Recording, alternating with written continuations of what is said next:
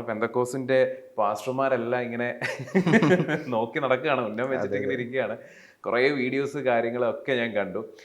ശരിക്കും ഈ പെന്തക്കോസായിട്ട് ജനിച്ചു, ആ ഒരു ഫാമിലിയിൽ വളർന്നു. പിന്നെ എന്താണ് ഇത്രയും അത് തള്ളിപ്പറയാനുണ്ടായ ഒരു റീസൺ? അത് പെന്തക്കോസായിട്ട് ജനിച്ചത് കൊണ്ട് തന്നെയാണ്. അതിനകത്ത് പ്രത്യേകിച്ച് പെന്തക്കോസായിട്ട് ജനിച്ചതുകൊണ്ട് മാത്രമല്ല, ഞാൻ പെന്തക്കോസ് പാസ്റ്ററിൻ്റെ മകനാണ്. അതാണ് അതിനകത്ത് ഏറ്റവും മെയിൻ ഹൈലൈറ്റ്. ഇപ്പോൾ ഒരു വിശ്വാസിയെ സംബന്ധിച്ച് അദ്ദേഹം ചർച്ചിന് പുറത്തുള്ള കാര്യങ്ങൾ അല്ലെങ്കിൽ ആ ഞായറാഴ്ചത്തെ വർഷിപ്പ് ആ കാര്യങ്ങൾ മാത്രമേ അറിയത്തുള്ളൂ. പക്ഷേ ഒരു പാസ്റ്ററിൻ്റെ മകൻ എന്ന് പറഞ്ഞാൽ ഫുൾ ടൈം പെന്തക്കോസിൽ തന്നെയാണ്. അതായത് അതിൻ്റെ നിപ്പ്, നടപ്പ്, ഇരിപ്പ്, പ്രവർത്തനം, സംസാരം, കൂട്ടുകെട്ട് എല്ലാം ഒരു പെന്തക്കോസ് പാസ്റ്ററിൻ്റെ ഫാമിലി ചുറ്റിപ്പറ്റിയിട്ടുള്ളതായിരിക്കും. ഒരു നിയന്ത്രണം ഉണ്ടാവും. നിയന്ത്രണം ഉണ്ടാകും. അത് എപ്പോഴും ഒരു ചട്ടക്കൂടിനകത്ത് അതിനെ ഇത് ചെയ്ത് വെക്കുന്ന രീതിയിലാണ് ഉണ്ടായിട്ടുള്ളത്. അതുകൊണ്ട് തന്നെയാണ് ഏറ്റവും കൂടുതൽ അതിനെ എതിർക്കാനും കാര്യം. ഈ യേശുവിനെ വിറ്റ് ജീവിക്കുന്നവരാണോ ഈ പെന്തക്കോസ്റ്റ് പാസ്റ്റർമാരെന്ന് പറയുന്നത്? യേശുവിനെ വിറ്റെന്ന് പറഞ്ഞാൽ ഇപ്പോൾ ഹിന്ദു മതമോ അല്ലെങ്കിൽ ബാക്കിയുള്ള ഒരുപാട് ഈ വിഗ്രഹങ്ങളുള്ള മതങ്ങളാണെങ്കിൽ അവർക്ക് വേണമെങ്കിൽ ഒരു അമ്പലം കെട്ടിയിട്ട് ആ അമ്പലത്തിനെ വെച്ചിട്ട് വേണമെങ്കിൽ നേർച്ച കൊടുത്തിട്ടോ അല്ലെങ്കിൽ അത്ഭുതങ്ങൾ കാണിച്ചിട്ടൊക്കെ അവർ ചെയ്യാറുണ്ട്. അല്ലെങ്കിൽ പൂജകൾ നടത്തിയിട്ട് അവരങ്ങനെ ചെയ്യാറുണ്ട്. പെന്തക്കോസ് എന്ന് പറയുമ്പോഴത്തേക്കും വിഗ്രഹങ്ങൾക്കെതിരാണ്.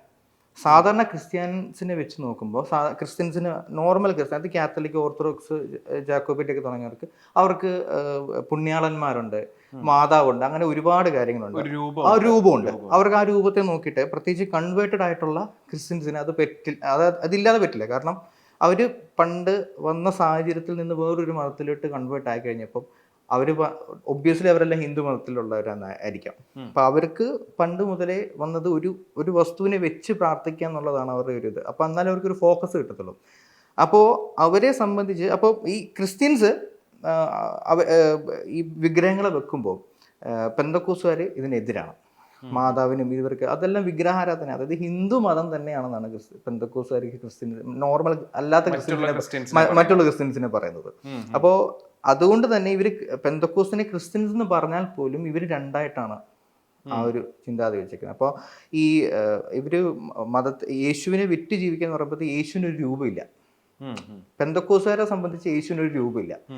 മറ്റുള്ള ക്രിസ്ത്യൻസിനാണ് യേശുവിന് ഇങ്ങനെ നിൽക്കുന്ന രൂപവും നീണ്ട മുടിയും ഒരുപാട് കണ്ണിന് പ്രത്യേകതയും അങ്ങനെ, അല്ലെങ്കിൽ പ്രാർത്ഥിക്കുന്ന യേശു, അങ്ങനത്തെ ഒരുപാട് രൂപങ്ങൾ അവരുണ്ടാക്കുന്നത്.